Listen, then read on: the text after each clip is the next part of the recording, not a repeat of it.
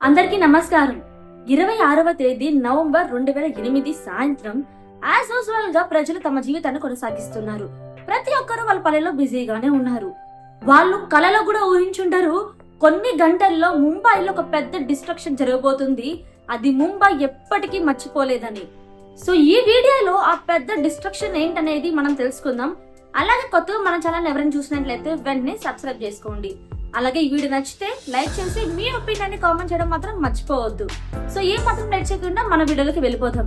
ముంబైను వణికించడానికి సాధారణ డ్రెస్లలో సాధారణంగా కనిపించే 8 మంది అబ్బాయిలు ఒక స్పీడ్ బోట్ ద్వారా బద్వార్ పియర్ దగ్గర దిగారు.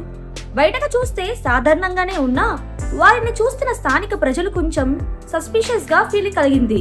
వాళ్ళల్లో ఒకరైన భారత్ తమోర్ అనే వ్యక్తికి చాలా మిస్టీరియస్ గా అనిపించింది. కాబట్టి వెంటనే వాళ్ళందరినీ ఆపి, ఇక్కడ మీరేం చేస్తున్నారు, ఎక్కడికి వెళ్తున్నారు అని క్వశ్చన్ చేశారు. మొదట్లో వాళ్ళు కన్ఫ్యూజ్డ్ గా ఉండిపోయారు. ఒకరు తాను స్టూడెంట్ అని చెప్తున్నాడు, ఇంకొకరు ఏదో జస్టిఫికేషన్ ఇస్తాడు. కానీ అప్పటికి వాళ్ళల్లో ఒకరు గట్టిగా అరిచి, మీరు మీ పని చూసుకోండి అని గట్టిగా అంటాడు. అప్పటికి ఆల్రెడీ రాత్రి టైం. 8 మంది ఒకే ఏజ్ లో ఉన్న అబ్బాయిలు ఇద్దరి చేతిలో బిగ్ బ్యాగ్స్ వేసుకొని వెళ్ళిపోతారు. భరత్ గారికి వారి మీద సస్పిషన్ ఎక్కువై తర్వాత ముంబై పోలీసులకు ఈ విషయం తెలియజేస్తారు. కానీ పోలీసులు దాన్ని లైట్ గా తీసుకొని ఏ చర్య తీసుకోకుండా ఉంటారు. అదే ముంబై పోలీసులు బిగ్గెస్ట్ మిస్టేక్ చేశారు. ఆ రాత్రి మరణం ఊరటం ముంబైలో జరిగేదే కాకపోవచ్చు, 166 మంది ప్రాణాల చరిత్ర రాయబడేదే కాదు. అక్కడి నుండి ఆ 8 మంది అబ్బాయిలు రెండు గ్రూప్స్ గా విడిపోయి వారి వారి టార్గెట్ లొకేషన్స్ లోకి బయలుదేరారు. ఆ లొకేషన్స్ లలో CST railway station, Taj Mahal palace hotel, Leopold cafe, Nariman house ఇవన్నీ దగ్గరలోనే ఉన్నాయి. అయితే యాక్చువల్ గా సముద్రం ద్వారా వచ్చిన బోట్ లో 8 కాదు, మొత్తం 10 మంది ఉన్నారు. వాళ్ళలో 8 మంది రోడ్ ద్వారా వెళ్తే మిగిలిన 2 ఒబెరాయ్ హోటల్ కి బోట్ లోనే వెళ్తారు. ఒకవైపు వీళ్ళంతా తమ ప్లాన్స్ కంప్లీట్ చేసుకుంటూ వేగంగా ముందుకు వెళ్ళిపోతున్నారు. మరోవైపు ముంబై తన యాజ్ యూజువల్ రిథమ్ లో సాగిపోతూ ఉంటుంది. ప్రజలు రెగ్యులర్ లైఫ్ లో బిజీగా ఉన్నారు. కానీ అచానక్ ముంబైలో గన్ ఫైర్ ధ్వని ప్రారంభమవుతుంది. ఇది ముంబైకి కొత్త ఏం కాదు, ఎప్పటికప్పుడు అండర్ వరల్డ్ గ్యాంగ్స్ మధ్య షూట్అవుట్ జరిగేవి. కానీ ఆ రోజు ఏదో పెద్దదే జరిగింది. ఎంత పెద్దదంటే అది దేశానికి నిశ్శబ్దంలోకి నెట్టేసేంత. ఈ బ్లాస్ట్ మరియు బ్లైండ్ ఫైరింగ్ ప్రారంభమవుతుంది ఛత్రపతి శివాజీ టెర్మినస్ నుండి. సిఎస్టీ ముంబైలోని మోస్ట్ బిజీ రైల్వే స్టేషన్ లో ఒకటి. ఆ రోజు పాట్నా వెళ్తున్న ట్రైన్ కొన్ని గంటలు డిలే అవుతుంది. ఆ డిలే ప్రయాణికులకి ప్రాణాంతకంగా మారుతుంది. ఇస్మాయిల్ ఖాన్ మరియు అజ్మల్ కసబ్ అనే 2 యువకులు స్టేషన్ లోకి ప్రవేశించి ఊహించని విధంగా AK-47 తో విచక్షణ లేకుండా కాల్పులు ప్రారంభిస్తారు. కసబ్ మానసికంగా వికృతుడిలా నవ్వుతూ కాల్పులు చేస్తాడు. అది ఓ భయంకరమైన దృశ్యం. అప్పుడు ఇస్మాయిల్ చుట్టూ నలువైపులా హ్యాండ్ గ్రెనేడ్స్ విసురుతాడు. ఎవరు ఊహించలేకపోతారు, ఎందుకంటే ఏ కారణంతో ఈ దారులలో అటాక్ చేస్తున్నారని. నలువైపులా గన్ ఫైర్ మరియు శబ్దాలు మారుమోగిపోతుంటాయి. గడిచిన గన్ షాట్స్ మరియు బాంబ్ బ్లాస్ట్ తో భయపడి ప్రజలు ఎవరికి వారు ప్రాణాల కోసం పరిగెత్తడంలో మొదలు పెడతారు. ఎవరికి ఎక్కడ చోటు దొరుకుతుందో అక్కడ దాక్కుందామని వెతుకుతూ ఉంటారు.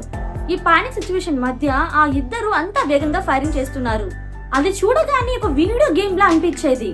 ఆ 2 టెర్రరిస్ట్ కి ఒకటే గోల్, ముంబైలోని మోస్ట్ బిజీ రైల్వే స్టేషన్ అయిన ఛత్రపతి శివాజీ టెర్మినస్. ఆ రైల్వే స్టేషన్ లో పాసిబుల్ అయినంత మందిని చంపేయాలని వాళ్ళు ఒక గోల్ పెట్టుకున్నారు. స్టేషన్ లో పనిచేస్తున్న ఉద్యోగులు రైల్వే పోలీస్ కు ఏం జరుగుతుందో అర్థం కాకపోయింది, ఏం చేయాలో తెలియదు. అయినా కూడా వాళ్ళని ఆపేందుకు రైల్వే పోలీస్ చాలా ప్రయత్నించారు. కానీ వాళ్ళు ఫెయిల్ అవుతారు. ఎందుకంటే ఆ టెర్రరిస్ట్ ముందే ప్లాన్ చేసుకొని అన్ని రకాల వెపన్స్ తో వచ్చారు. కానీ రైల్వే పోలీస్ దగ్గర కేవలం తమ డ్యూటీ రివాల్వర్స్ మాత్రమే ఉన్నాయి. ఆ కారణంగా వాళ్ళు ఫేస్ చేయలేకపోయారు.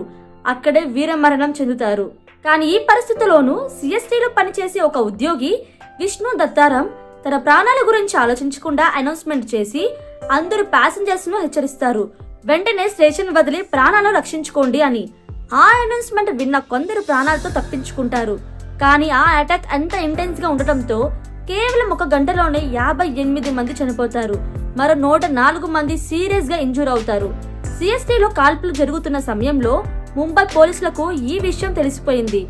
కానీ వాళ్ళు ఇంకో యాక్షన్ తీసుకునే లోపే మరో బ్లడీ అటాక్ మొదలవుతుంది. ఈసారి లొకేషన్ వేరేది, ముంబైలోని ఫేమస్ అయిన లియోపోల్డ్ కేఫ్. అక్కడ కూడా ఆ 10 టెర్రరిస్ట్ లో 2 షోయబ్ మరియు నజీర్ CST లోనే చేసినట్లు ప్లాన్ చేసి అటాక్ చేస్తారు.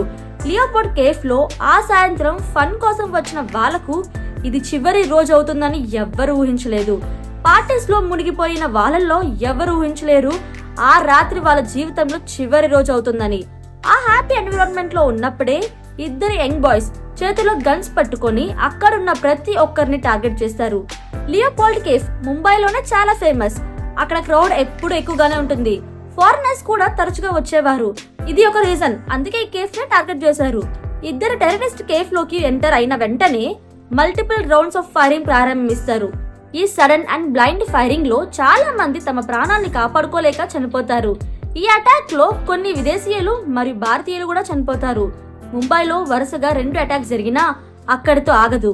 మరో లొకేషన్ అయిన నరీమన్ హౌస్ వైపు వీళ్ళ దృష్టి మల్లుతుంది. అప్పటికే అక్కడ కూడా ఈ గ్యాంగ్ కి చెందిన 2 మెంబర్స్ చేరిపోతారు. ఈ కంటిన్యూస్ అటాక్స్ వల్ల ముంబై ప్రజలు పీస్ఫుల్ గా నిద్రపోలేరు. అందరూ భయంతో నిద్రలేస్తారు. ప్రజలందరికీ వాళ్ళ ఇళ్లల్లో ఉండాలనే సూచన ఇవ్వబడుతుంది. అని చాలా ఫాస్ట్ గా మరియు అన్ఎక్స్పెక్టెడ్ గా జరగడం వల్ల ఎవరు కూడా ఆలోచన కూడా చేయలేదు. సిచ్యువేషన్ ని ఎలా హ్యాండిల్ చేయాలని అసలు టైం కూడా దొరకలేదు. ప్రతి మినిట్ కి మీడియాలో కొత్త అటాక్స్ హెడ్లైన్స్ ఫ్లాష్ అవుతున్నాయి. కొన్ని గంటల క్రితం ప్రారంభమైన ఈ అటాక్ ఒక హ్యూజ్ అండ్ డేంజరస్ ఫార్మ్ తీసుకుంటుంది. అన్ని వైపులా గన్ ఫైర్ మరియు బాంబ్ బ్లాస్ట్ గురించి మాత్రమే వార్తలు వస్తున్నాయి. ప్రారంభంలో ముంబై పోలీసులకు ఇది ఒక గ్యాంగ్ వార్ లా అనిపించింది. కానీ కొంతసేపటికి వాళ్ళకి అర్థమవుతుంది ఇది గ్యాంగ్ వార్ కాదని, ఇది ఒక ఫుల్లీ ప్లాన్డ్ టెర్రరిస్ట్ అటాక్ అని. ముంబైలో ఆ రోజు ఒకే సమయంలో చాలా లొకేషన్స్ లో అటాక్ జరుగుతున్నాయి. CST స్టేషన్ మరియు లియోపోల్డ్ కేఫ్ లో అటాక్ జరుగుతుండగా మరో టెర్రరిస్ట్ గ్రూప్ తాజ్ హోటల్ ను లక్ష్యంగా చేసుకుంటుంది. తాజ్ హోటల్ పై అటాక్ అంతా ప్లాన్ చేసి ఉందని, అంతేకాకుండా అటాక్ టైమింగ్ లో మాక్సిమం హోటల్ రూమ్స్ బుక్ అయి ఉన్నాయని చెప్తున్నారు. ఆ సమయంలో యూరోపియన్ పార్లమెంట్ కమిటీకి చెందిన చాలా డెలిగేట్స్ కూడా హోటల్లో ఉన్నారు. కోఇన్సిడెంట్ గా ఆ రోజు గౌతమ్ ఆదాని కూడా తాజ్ హోటల్లో ఒక మీటింగ్ లో పాల్గొంటున్నారు. ఆయన మీటింగ్ పూర్తయ్యాక బయటకు వెళ్లబోతుంటే ఆయన టీం ఇంకొక మీటింగ్ గురించి చెప్తుంది. దాంతో బయటకు వెళ్లకుండా తిరిగి మీటింగ్ రూమ్ లోకి వెళ్ళిపోతారు.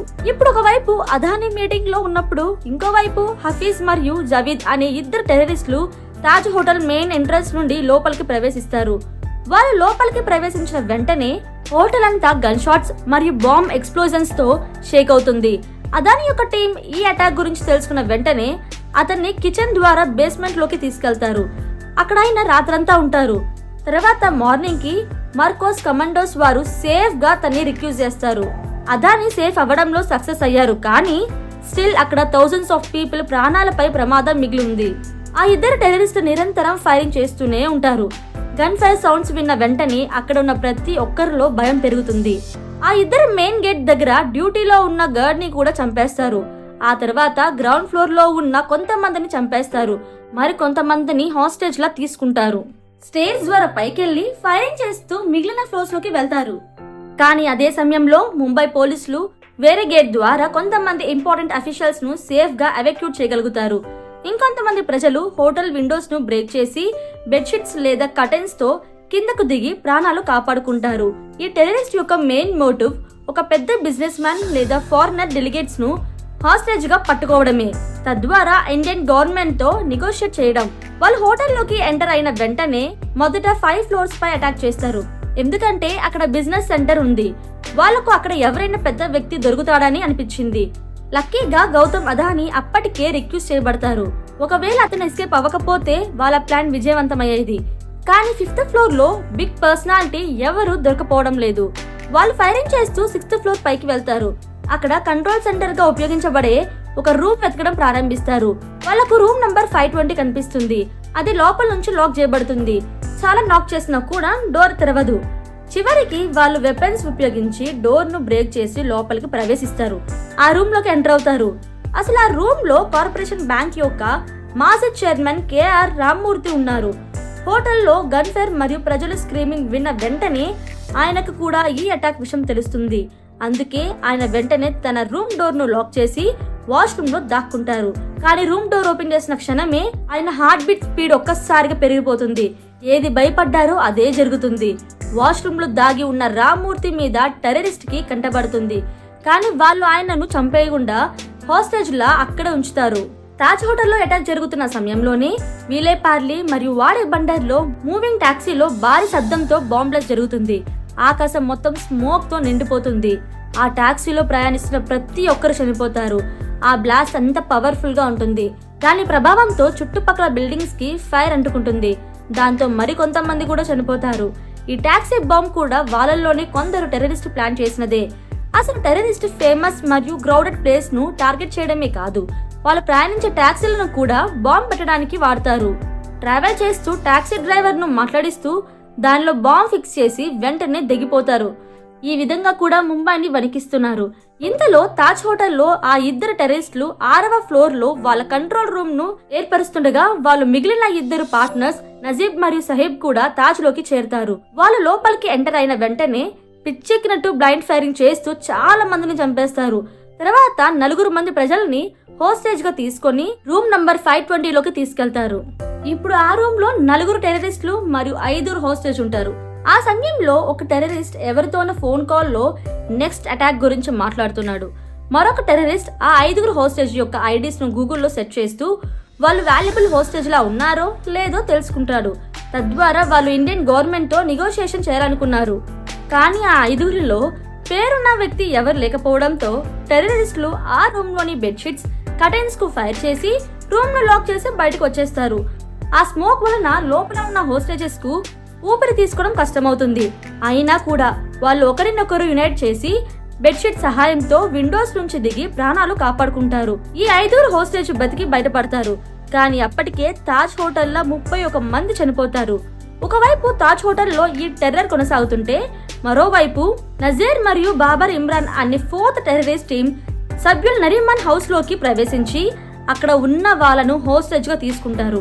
నరీమన్ హౌస్ పై అటాక్ కు ఒక ప్రత్యేకమైన మోటివ్ ఉంటుంది. ఈ 5 ఫ్లోర్ బిల్డింగ్స్ 2 సంవత్సరాల క్రితం జబర్ జేవిష్ ఆర్గనైజేషన్ చేత కొనబడుతుంది. అందుకే ఇది ఒక జేవిష్ సెంటర్ గా మారుతుంది. ఇక్కడ చాలా మంది జీవ్స్ నివసిస్తూ ప్రేయర్ చేసేవారు. ఇక్కడే ఇజ్రాయెల్ ప్రీస్ట్ రబ్బీ గబ్రియల్ హోల్స్బర్గ్, ఆయన భార్య రివ్కా మరియు వారి కొడుకు మోషే నివసించేవారు. ఈ చోట ఒక జీవిష్ సెంటర్ కావడం వల్ల టెర్రరిస్ట్ ప్లాన్ వాళ్ళను చంపేయడం కాదు, హోస్టేజ్ గా తీసుకొని బార్గెనింగ్ లివరేజ్ గా వాడుకోవడం. వాళ్ళ మోటివ్ ఒకటే, అందరూ ఇజ్రాయెల్ సిటిజన్స్ ను హోస్టేజ్ గా తీసుకొని ఇజ్రాయెల్ గవర్నమెంట్ తో నెగోషియేట్ చేయడం. దాంతో ఇజ్రాయెల్ భారత్ మీద తన ప్రజలను కాపాడలేని ప్రెజర్ పెడుతుందని ఆశించారు. ఈ విధంగా టెర్రరిస్ట్ యొక్క అసలైన లక్ష్యం ఇజ్రాయెల్ ఇండియా రిలేషన్స్ లో భంగం కలిగించడం కూడా. అందుకే ఆ 2 టెర్రరిస్టులు అక్కడ నివసిస్తున్న గబ్రియల్ మరియు అతని భార్య రివ్కా మీద ఇజ్రాయెల్ ఎంబసీతో కాంటాక్ట్ చేయమని ప్రెజర్ పెడతారు. కానీ వాళ్ళ ప్రయత్నాలు ఫలించలేకపోవడంతో ఫ్రస్ట్రేషన్ లో నరిమన్ హౌస్ ను కూడా రక్తంతో నిండేలా చేస్తారు. ఈ దాడిలో గబ్రియల్, అతని గర్భవతి అయిన భార్యతో పాటు 9 మంది మరణిస్తారు. CST station, Leopold cafe, Taj hotel, Nariman house మరియు టాక్సీ బాంబ్ బ్లాస్ట్ ఇవన్నీ జరుగుతుంటే మరోవైపు 5th terrorist group Abdul Rahman మరియు ఫహద్ ఉల్లా ఒబ్రై హోటల్ దగ్గర సముద్ర ఒడ్డున బోటును నిలిపి హోటల్ లోబీలోకి వెళ్లి ఫైరింగ్ మొదలు పెడతారు. ఇక్కడ కూడా అటాక్ మెథడ్ మిగిలిన చోట్లలాగే ఉంది. ఈ ఇద్దరు కూడా గన్ ఫైర్ చేస్తూ ఉంటారు. గన్ ఫైర్ విన్న వాళ్ళు కొందరైనా ప్రాణాలు కాపాడుకుంటూ పారిపోతారు. కానీ ఈ అటాక్ లో టెర్రరిస్టులు హోటల్లో పనిచేసే ఇద్దరిని జోర్డాన్ మరియు ప్రదీప్ హోస్టేజ్ గా తీసుకుంటారు. మొదట జోర్డాన్ ను బలవంతంగా ఆల్కహాల్ ను ఫర్నిచర్ మరియు కర్టెన్స్ మీద పోసి ఫైర్ పెట్టమంటారు. కానీ జోర్డాన్ చేయలేక నెర్వస్ అవుతుంటే ఒక టెర్రరిస్ట్ కోపంతో అతన్ని కాల్చి చంపేస్తాడు. తర్వాత అదే పని ప్రదీప్ కి అప్పగిస్తారు. చావు మీద భయంతో ప్రదీప్ ఏదోలా కర్టెన్స్ మరియు ఫర్నిచర్ ని నిప్పంటిస్తాడు. తర్వాత టెర్రరిస్టులు అతనిని విఐపి గెస్ట్లు ఎక్కడున్నారో అడుగుతారు. ఇక్కడ ప్రదీప్ చాలా క్లవర్ గా చెప్తాడు, విఐపీలు పైన ఫ్లోర్ లో ఉంటారని, దానికోసం లిఫ్ట్ వాడాలంటాడు. తర్వాత ప్రదీప్ మరియు 2 టెర్రరిస్టులు లిఫ్ట్ వైపు వెళ్తారు. కానీ లిఫ్ట్ ఓపెన్ అయిన క్షణంలో ప్రదీప్ ఒక్కసారిగా లోపలికి దూకి డౌన్ బటన్ నొక్కి డోర్ మూసేస్తాడు. ఇదంతా వేగంగా జరుగుతుంది. టెర్రరిస్ట్ కి అర్థం కావడం లేదు.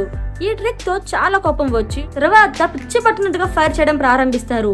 ఈ దాడిలో 30 మంది పైగా మరణిస్తారు. ఒకే రోజు ఒకే సమయంలో ఎన్నో చోట్ల అటాక్స్ జరుగుతుంటే మహారాష్ట్ర పోలీస్ పూర్తి స్థాయిలో క్లూలెస్ అయిపోయింది. కొద్ది సమయం పాటు ఏం చేయాలో కూడా అర్థం కాలేదు. అయితే ఫైరింగ్ జరుగుతుందని సమాచారం రాగానే Mumbai anti terrorism squad chief Hemant Karkare తక్షణమే తన టీంను సిద్ధం చేసి టెర్రరిస్ట్ ని వెంబడించడానికి బయలుదేరతారు. మొదట వాళ్ళు సిఎస్టీ రైల్వే స్టేషన్ కి చేరుకుంటారు. కానీ అప్పటికి అక్కడ రక్తపాతం జరిగిపోతుంది. ఇందులో ఫోన్ ద్వారా ఒక సమాచారం వస్తుంది. 2 టెర్రరిస్టులు తుపాకులతో కామా హాస్పిటల్ దగ్గర ఉన్నారని. ఈ క్లూ అందగానే హేమంత్ కర్కారే తన వెహికల్ ని కామా హాస్పిటల్ వైపు మళ్లిస్తాడు. ఆ కార్ లో ACP Ashok Kamte, Vijay Salaskar, head constable Arun Jadhav మరియు 3 పోలీస్ మన్స్ కూడా ఉంటారు. వాళ్ళ కార్ కామా హాస్పిటల్ వద్దకు చేరగానే సిఎస్టీ పై అటాక్ చేసిన కసబ్ మరియు ఇస్మాయిల్ వారు ముందుకు వచ్చి AK-47 తో కాల్చడం ప్రారంభిస్తారు. కొన్ని క్షణంలోనే 2 AK-47 మ్యాగజైన్స్ పోలీస్ కార్ మీద కాల్చేస్తారు. ఈ సమయంలో పోలీసుల వైపు నుంచి కూడా రిటర్న్ ఫైర్ జరుగుతుంది. ఈ కాల్పులలో కసబ్ చేతికి గాయమవుతుంది. అయినా టెర్రరిస్ట్ వదలకుండా పోలీసులు ప్రయాణిస్తున్న కారును హెవీగా డ్యామేజ్ చేస్తారు. ఫైరింగ్ ఆగగానే కసబ్ మరియు ఇస్మాయిల్ కార్ దగ్గరకు వచ్చి ఎవరు బ్రతికి ఉన్నారా అని చెక్ చేస్తారు. ఈ కాల్పులలో హేమంత్ కర్కారే, విజయ్ సల్స్కర్ మరియు అశోక్ కమితతో సహా అందరు చనిపోతారు. వారు లోపలికి చూస్తూ కన్ఫర్మ్ చేసిన తర్వాత ఆ 3 బాడీస్ ను కార్లో నుంచి బయటకు తీసేస్తారు. డ్రైవర్ సీట్ ను ఖాళీ చేసి ఆత్మహత్య దాడి చేసిన వారు వెనక సీట్ లో కూర్చున్న పోలీస్ సిబ్బందిని కూడా కార్లో నుంచి దింపాలనుకుంటారు. కానీ వెనక తలుపులు తెరుచుకోవడంతో సమయం వృధా చేయకుండా వారు ముందు సీట్లో కూర్చొని కార్ను మలబార్ హిల్ వైపు తీసుకెళ్తారు. అయితే కాల్పుల కారణంగా కార్ డ్యామేజ్ జరుగుతుంది. టైర్లలో బుల్లెట్ తగిలి కొంత దూరం వెళ్లిన తర్వాత కార్ పంచర్ అయింది. ఆ సమయంలో వారు ముందు నుండి వస్తున్న ఒక స్టైల్ ని గమనించారు. ఈ సమయంలో 2 విషయాలు మంచిగా జరుగుతాయి. ఒకటి, వారు స్టైల్ ను కాల్చడం మర్చిపోతారు. రెండవది, వారు గమనించలేదు వారు వచ్చిన పోలీస్ కార్ లో వెనక సీట్ లో హెడ్ కానిస్టేబుల్ అరుణ్ జాదవ్ ఇంకా బతికే ఉన్నారు. అతనికి కండరాలపై బుల్లెట్ తగిలాయి మరియు మరణించినట్లు నటిస్తూ మొత్తం మార్గంలో వారి సంభాషణ వింటూ ఉంటారు. అరుణ్ జాదవ్ వెంటనే పోలీస్ కంట్రోల్ రూమ్ కు ఫోన్ చేసి ఆత్మహత్య దాడి చేసిన వారి దిశ మరియు గమ్యస్థానం గురించి సమాచారం అందిస్తారు. ఈ సమాచారం ఆధారంగా పోలీసులు బారికేడ్లు ఏర్పాటు చేసి బలగాలను వివిధ ప్రాంతాలను నియమించారు. ఇప్పుడు నలువైపులా ఆత్మహత్య దాడి చేసిన వారి పోలీసులచే చుట్టబడిపోయారు. పారిపోయే అవకాశం లేకపోవడంతో వారి బారికేడ్లను పగలగొట్టే ప్రయత్నం చేశారు. ఒక్కసారిగా 2 వైపులా విరుచుకుపడిన కాల్పులు ప్రారంభమయ్యాయి. కానీ పోలీసుల ముందు ఆత్మహత్య దాడి చేసిన వారి నుంచి కాల్పులు ఆగిన తర్వాత పోలీసులకు ఒక మరణం గురించి అంచనా వేయడం జరిగింది. కానీ ఎవరికి ముందుగా వారి మరణాన్ని నిర్ధారించడానికి ధైర్యం లేదు. ఈ సమయంలో పోలీసుల సిబ్బంది తొలగిస్తూ అసిస్టెంట్ సబ్ ఇన్స్పెక్టర్ తుకారం ఒంబలే ముందు వచ్చి అత్యంత ధైర్యంగా పనిచేశారు. వారు అనామకంగా ఉండి కూడా ఆత్మహత్య దాడి చేసిన వారి వైపు వెళ్లారు. కానీ వారి దగ్గరికి చేరుకున్నప్పుడు తుకారం బుల్లెట్లను ఆపి ఆత్మహత్య దాడి చేసిన వ్యక్తి పారిపోకుండా నిర్ధారించారు. ఈ చర్యతో ఆత్మహత్య దాడి చేసిన వ్యక్తి కోపంతో 23 బుల్లెట్లు తుకారం ఒంబలే శరీరంలోకి దూసుకెళ్లిపోయాయి. దీంతో తుకారం ఒంబలే అక్కడికక్కడే మరణిస్తారు. ఈ కారణంగా తుకారం ఒంబలే అక్కడే షహీద్ అవుతారు. అయితే షహీద్ తుకారం ఒంబలే చేసిన బలిదానం వృధా కాలేదు. ఒక టెర్రరిస్ట్ ముందు చనిపోతే ఆయన ధైర్యంతో మరో టెర్రరిస్ట్ ని పట్టుకోవడం సాధ్యమవుతుంది. ఆ పట్టుబడిన టెర్రరిస్ట్ పేరు కసాబ్. తర్వాత అతను ఇన్వెస్టిగేషన్ కు చాలా ఉపయోగపడ్డాడు. కానీ ఇంకా 8 మంది టెర్రరిస్టులు ముంబైలో టెర్రర్ ను సృష్టిస్తున్నారు. వాళ్ళ తదుపరి యాక్షన్స్ గురించి తెలుసుకునే ముందు అసలు ఈ అటాక్స్ ఎందుకు జరుగుతున్నాయి, దీని వెనక మాస్టర్ మైండ్ ఎవరు, అసలు ఎవరు చేయించారనేది ఫస్ట్ తెలుసుకుందాం. 1992 డిసెంబర్ 6న బాబ్రీ మస్జిద్ డిమోలిషన్ జరిగిన తర్వాత భారత్ అంతా రియోట్స్ తో నలిగిపోతుంది. ఈ సమయంలో అనేక ఇస్మాయిలీ టెర్రరిస్ట్ గ్రూప్స్ భారత్ పై అటాక్ చేయాలని ప్లాన్ చేస్తున్నాయి. ఈ అటాక్ కి మొదట ఉదాహరణ 1993 మార్చ్ 12న కనిపిస్తుంది. అప్పుడెప్పుడు ముంబైలో వరుసగా 12 బాంబ్ బ్లాస్ట్లు జరగడం వల్ల 257 మంది చనిపోగా 1000 మంది పైగా గాయపడ్డారు. ఈ అటాక్ పై ఇన్వెస్టిగేషన్ జరిగినప్పుడు తెలిసింది వాటిలో వాడిన RDX పేలుడు పదార్థాన్ని ముంబైకి సీ రూట్ ద్వారా తీసుకొచ్చేవారు. దాంతో కోస్టల్ సెక్యూరిటీని గట్టిగా చేశారు. కోస్ట్ గార్డ్స్ వారు ముంబై కోస్టల్ ఏరియాస్ లో హెలికాప్టర్స్ మరియు షిప్స్ తో నిరంతరం పెట్రోలింగ్ చేపట్టారు. కానీ 2006లో నేవీ ఈ పెట్రోలింగ్ ను నిలిపివేసింది. దీనివల్ల భారత్ పై కుట్రలు చేసిన టెర్రరిస్ట్ గ్రూప్ కి మంచి అవకాశం దొరికింది. భారత్ కి ఈ విషయం తెలియలేదు. అప్పటికే పాకిస్తాన్ లో ఉన్న లష్కర్ ఈ తైబా లీడర్ హఫీజ్ సయీద్ ఒక పెద్ద అటాక్ ప్లాన్ చేస్తున్నాడు. ఇది ప్రపంచానికి దృష్టి ఆకర్షించేదిగా ఉంటుంది. ఇప్పటికీ అతను భారత్ పై అనేక అటాక్స్ చేయించాడు. కానీ ఈసారి అతనికి కొన్ని స్పెషల్ పీపుల్ అవసరం. అప్పుడే అతని పరిచయం అమెరికాలో డ్రగ్స్ బిజినెస్ చేసే దావూద్ సయీద్ గిలానీతో పరిచయం అవుతుంది. ఆయన ఎన్నోసార్లు జైలు కూడా వెళ్ళాడు. దావూద్ తండ్రి పాకిస్తానీ డిప్లొమాట్, తల్లి అమెరికన్ కావడంతో అతని అపిరెన్స్ పూర్తిగా ఒక ఫారినర్ గా ఉంటుంది. ఫారెన్ అపియరెన్స్ వల్ల హఫీజ్ సయీద్ ని ఒక స్పెషల్ మిషన్ కోసం ఉపయోగించాలనుకున్నాడు. 2001 నుంచి హఫీజ్ సయీద్ దావూద్ తో టచ్ లో ఉన్నాడు. చివరకు 2002లో అతన్ని ఒక ఇన్విటేషన్ పేరట పాకిస్తాన్ కి పిలుస్తాడు. ఇద్దరు కలిసినప్పుడు హఫీజ్ తన ప్లాన్ ను దావూద్ కి వివరిస్తాడు. కానీ అతనికి ఒక విషయం చెప్తాడు, ఈ యుద్ధం కాశ్మీర్ కోసం చేయాల్సి ఉంది. దావూద్ హఫీజ్ సయీద్ పైన చాలా ఇన్ఫ్లుయెన్స్ అవుతాడు మరియు ప్లాన్ కి ఒప్పుకుంటాడు. దావూద్ ను ట్రైనింగ్ కోసం పాకిస్తాన్ కి చాలా సార్లు పిలుస్తారు. చాలా మీటింగ్స్ తర్వాత అతనిని లష్కర్-ఇ-తైబా యొక్క ఫారెన్ రిక్రూట్మెంట్ వింగ్ కి ట్రాన్స్ఫర్ చేస్తారు. పూర్తి ట్రైనింగ్ అయిపోయిన తర్వాత లష్కర్-తైబా దావూద్ కి తెలియజేస్తాడు, అతనికి అవసరం ఉంది కాశ్మీర్ కోసం కాదు, అతని అవసరం నాకు ముంబై కోసం అని. కానీ ఆ ప్రిపరేషన్ కోసం హఫీజ్ సయీద్ దావూద్ ని మొదట అమెరికాకు రిటర్న్ కావాలని మరియు తన ఐడెంటిటీ మార్చుకోవాలని చెప్పాడు. దావూద్ తన తల్లి యొక్క ఐడెంటిటీ ఉపయోగించి డేవిడ్ సొలొమన్ హెడ్లీగా మారాడు. ఇదంతా చేయడంలో పాకిస్తాన్ ISI దావూద్ కు సహాయం చేసింది. అటాక్ చేయడానికి ముందు భారతదేశం వచ్చి ముంబైలోని అన్ని ప్రదేశాలు డీటెయిల్ ఇన్ఫర్మేషన్ అవసరం, అందుకే దావూద్ ముంబైకు చాలాసార్లు వచ్చాడు. దావూద్ తన స్కూల్ ఫ్రెండ్ తహీర్ హుస్సేన్ రానాతో కోఆర్డినేట్ చేశాడు. తహర్ రానా మొదట పాకిస్తాన్ ఆర్మీలో డాక్టర్ గా ఉన్నాడు. కానీ తర్వాత 1997లో ఒక కెనడియన్ మహిళతో పెళ్లి చేసుకుని కెనడా వెళ్ళిపోయాడు. అక్కడ చాలా కాలం వీసా కన్సల్టెన్సీ కంపెనీ నడిపించాడు. దావూద్ తహర్ తో కలిసి ఒక ప్లాన్ చేశాడు మరియు ఆ కంపెనీ యొక్క బ్రాంచ్ ముంబైలో తెరిపించాడు. అంటే ముంబైకు తరచుగా రావడంలో ఎలాంటి ఇబ్బంది ఉండదు. ప్లాన్ ప్రకారం ఈ పని పూర్తి చేశాడు. తన ఫారినర్ లుక్ మరియు అమెరికా పాస్పోర్ట్ ఉండడం వల్ల ఎవరు ముంబైలో అతనిపై సస్పిషన్ చూపలేదు. ఇలా చాలా సార్లు ముంబైకి వచ్చి సముద్రం మార్గంలో ఏ ప్రదేశాల్లో అటాక్ చేయవచ్చు అన్న దాని గురించి లష్కర్-ఇ-తైబాకు అందజేసేవాడు. ఇక పాకిస్తాన్ లో ఉన్న హఫీజ్ సయీద్ అందిన ఇన్ఫర్మేషన్ ఆధారంగా ముంబైపై అటాక్ ప్లాన్ చేసుకుంటున్నాడు. ప్లాన్ సిద్ధమయ్యాక దాన్ని ఎగ్జిక్యూట్ చేయడానికి కొంతమంది బాయ్స్ అవసరం అవుతుందని భావించి ఆలస్యం చేయకుండా హఫీజ్ సయీద్ ఆఫీస్ లో సెలక్షన్ మరియు ట్రైనింగ్ బాధ్యత జాకీ మరియు రహమాన్ లఖ్వీకి అప్పగించారు. లఖ్వీ తనతో జరార్ షో, అబు కాఫీ మరియు అజాను కూడా తీసుకొని కలిసి పనిచేస్తున్నారు. వారు అందరూ ఆ బాయ్స్ కోసం వెతుకుతున్నారు. అవార్డ్ పిల్లలు, పెళ్లి కాని వారు వీరిని ఎవరు కూడా కనిపెట్టలేరు. వారిని సులభంగా రిలీజన్ మరియు జిహాద్ పేర్లలో బ్రెయిన్ వాష్ చేయడం సులభమైంది. చాలా ప్రాబ్లమ్స్ తరువాత 32 మంది బాయ్స్ ని సెలెక్ట్ చేశారు. ప్రారంభంలో సెలెక్ట్ చేసిన అందరికీ వివరాలు చెప్పబడ్డాయి. వారిని కాశ్మీర్ లో ఆజాద్ చేయడానికి సెలెక్ట్ చేసినట్లు చెప్పబడింది. రిలీజన్ పేరుతో వారిని బతక్ చేస్తారు. వారిని అల్లాహ్ ఈ పవిత్రమైన పని కోసం సెలెక్ట్ చేశాడని అంటారు. ఎక్స్ట్రీమ్ ఫెయిత్ తో ప్రభావితమైన అందరూ కూడా ప్లాన్ ను పూర్తి చేయడానికి ట్రైనింగ్ లో తమ శక్తిని ఉపయోగిస్తారు. ట్రైనింగ్ 3 రౌండ్స్ గా డివైడ్ అవుతుంది. ఫస్ట్ రౌండ్ డోరా-ఇ-అమ్మ, సెకండ్ రౌండ్ డోరా-ఇ-సఫా, థర్డ్ రౌండ్ డోరా-ఇ-కసా. పూర్తి ట్రైనింగ్ సమయంలో వారికి భారతీయ ముస్లిమ్స్ పరిస్థితి చాలా నెగిటివ్ గా చూపిస్తారు. వారి మనసులో భారతదేశం పట్ల చాలా విషయాన్ని ఇంజెక్ట్ చేస్తారు. అందుకే వారు ఇలాంటివి ఎన్నో ఆలోచించే స్థాయికి వస్తారు. ఏ పరిస్థితుల్లో అయినా తమ గోల్ ని సాధించడానికి సిద్ధంగా ఉంటారు. ట్రైనింగ్ లో వారిని గంటల తరబడి వెపన్స్ వాడడం నేర్పిస్తారు. హ్యాండ్ గ్రెనేడ్ వేసేటట్లు రాకెట్ లాంచర్ ఉపయోగించడం కూడా నేర్పిస్తారు. ఫస్ట్ 2 రౌండ్స్ ట్రైనింగ్ ని అందరు బాయ్స్ కూడా బాగానే పూర్తి చేస్తారు. ఆ ట్రైనింగ్ లో వారు తినడం, నమాజ్ చేయడం తప్ప మరేం చేయరు. కానీ 3వ రౌండ్ లో డోరా-ఇ-కసాలో 60 గంటలు ఆకలితో కొండలపై ఎక్కడం వంటి చాలా కఠినమైన ట్రైనింగ్ ఇవ్వబడుతుంది. ఈ ట్రైనింగ్ చాలా కఠినమైనదిగా ఉండటంతో కొందరు మధ్యలోనే వదిలేసి పారిపోతారు. 3వ దశ పూర్తి అయిన తర్వాత కేవలం 15 మంది మాత్రమే మిగులుతారు. వారికి డోరా-ఇ-రిబెట్ అని పిలువబడే ఇంటెలిజెన్స్ ట్రైనింగ్ కూడా ఇస్తారు. ఇలా ఆగస్టు 2008 నాటికి పూర్తి ట్రైనింగ్ ముగుస్తుంది. తర్వాత ముంబైపై దాడి కోసం 10 మందిని ఎంచుబడతారు. ఎంచుకున్న వారిని ఇద్దరిద్దరిగా 5 గ్రూపులుగా విభజిస్తారు. అందరికీ భారత్ లో ఉపయోగించే అమ్యునేషన్, శాటిలైట్ ఫోన్, మ్యాప్, కొంత డబ్బు కూడా అందజేస్తారు. 27 సెప్టెంబర్ 2008న ముంబైపై దాడి ప్లాన్ ఫిక్స్ చేయబడుతుంది. అందుకు ట్రైనింగ్ పొందిన బాయ్స్ కరాచీకి పిలుస్తారు.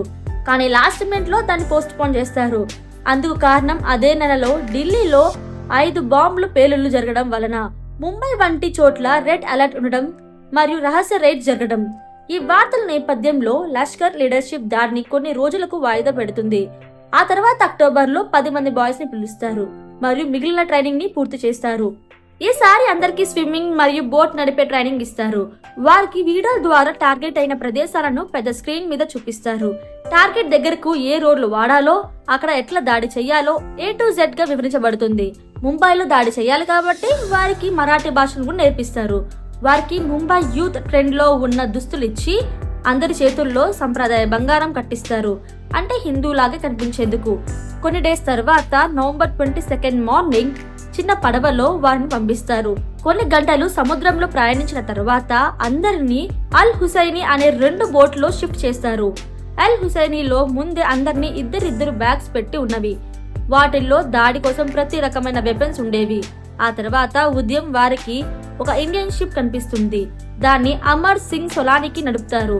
ఆ షిప్ లో అతని తోడు 3 ఉన్నారు. ఇక్కడ టెర్రరిస్ట్ తమ షిప్ బ్రోకెన్ అని చెప్పి కుబార్ లో ఉన్న వాళ్ళ నుంచి సహాయం కోరుతారు. కానీ షిప్ దగ్గరికి వచ్చిన వెంటనే ఆ బాయ్స్ కుబార్ పై ఉన్న మూడరాన్ని చంపి కెప్టెన్ అమర్ సింగ్ ను ముంబై వైపు షిప్ నడపమని బలవంతంగా ఒప్పిస్తారు.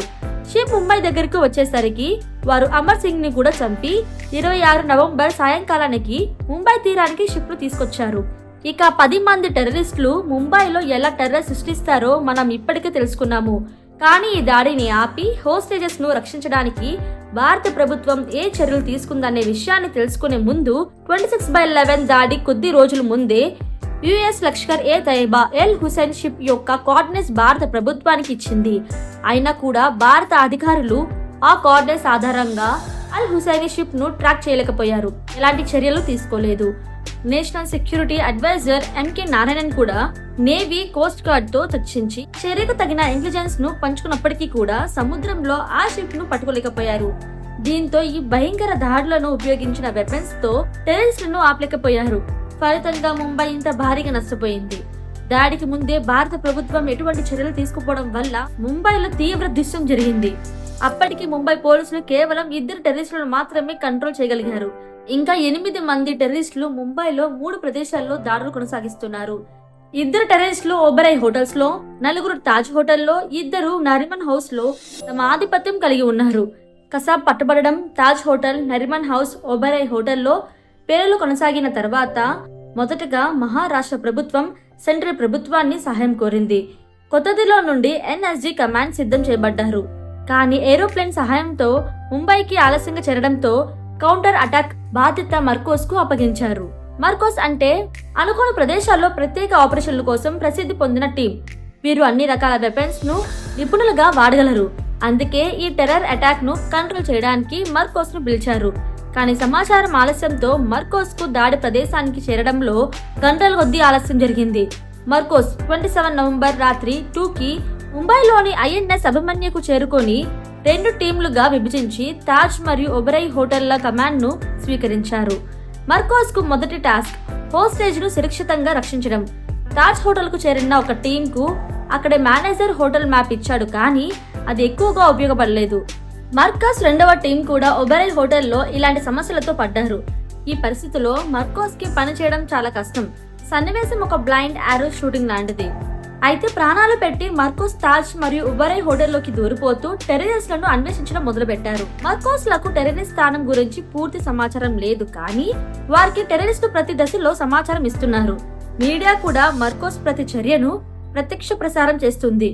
పాకిస్తాన్ లో ఉన్న వారి హ్యాండ్లర్స్ కూడా ఈ సంఘటనపై పర్యవేక్షణ చేస్తుండేవారు. వారి ప్రతి సమాచారం ఫోన్ ద్వారా టెర్రరిస్టులకు పంపుతూ ఉండేవారు. మర్కోస్ యొక్క లొకేషన్ అందగానే టెర్రరిస్టులు వారిపై ఫైరింగ్ చేయడం, గ్రానైట్లు విసరడం ప్రారంభించారు. దీనికి ప్రత్యక్ష ప్రసారం మర్కోస్ కూడా బలమైన ఫైరింగ్ చేశారు. టెర్రరిస్టులను ఈ కౌంటర్ అటాక్ కి ఆశ్చర్యపడ్డారు. ఎందుకంటే ఇప్పటి వరకు వారు కేవలం ముంబై పోలీసులు మాత్రమే ఎదుర్కొన్నారు.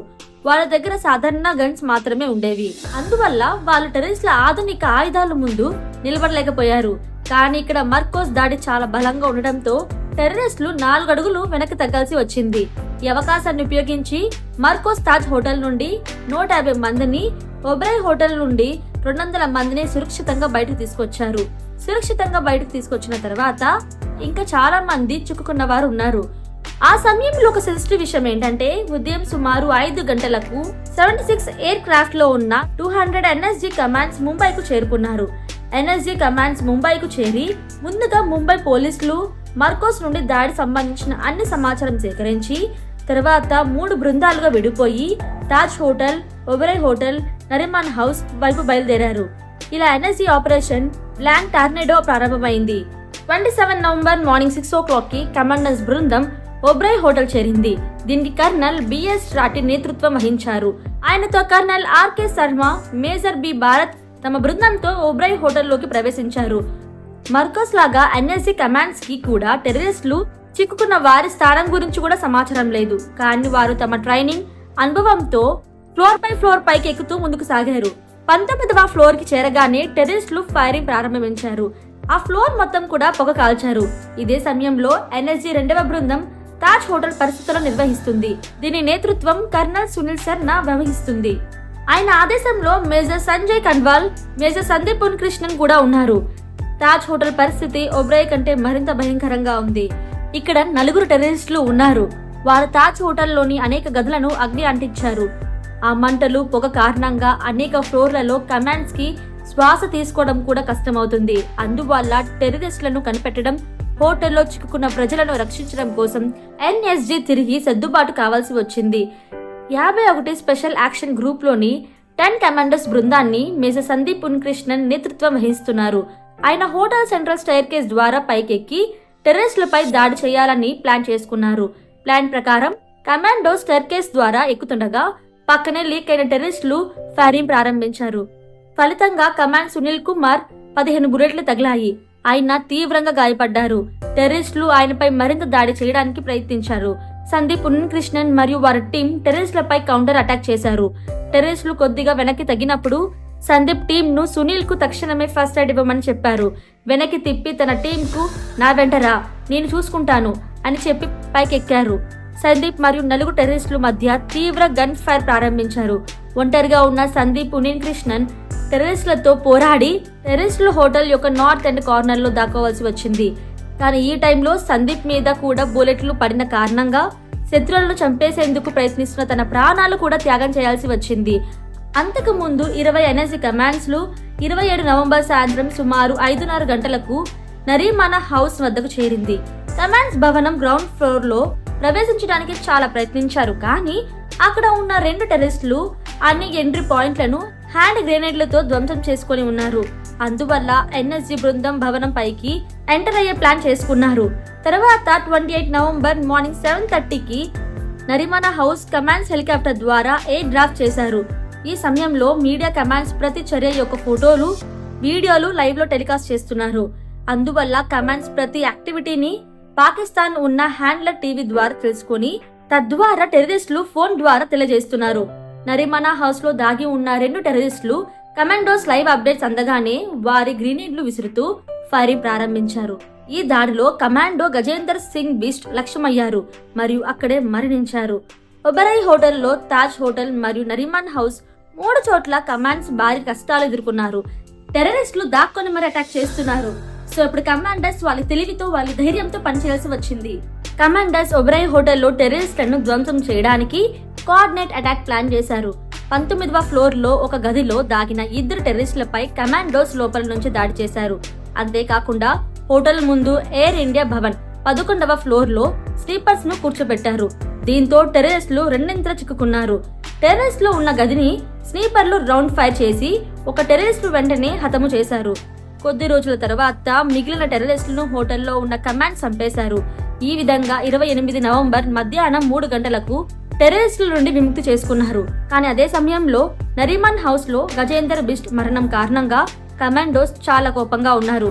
తమ సోదరుని ప్రాణానికి ప్రతీకారం తీసుకోవడానికి భవనం లోపల చిక్కుకున్న వారిని రక్షించడానికి కమాండోస్ ఈ 2 టెర్రరిస్టులను వెతికి దాడి చేయడం ప్రారంభించారు.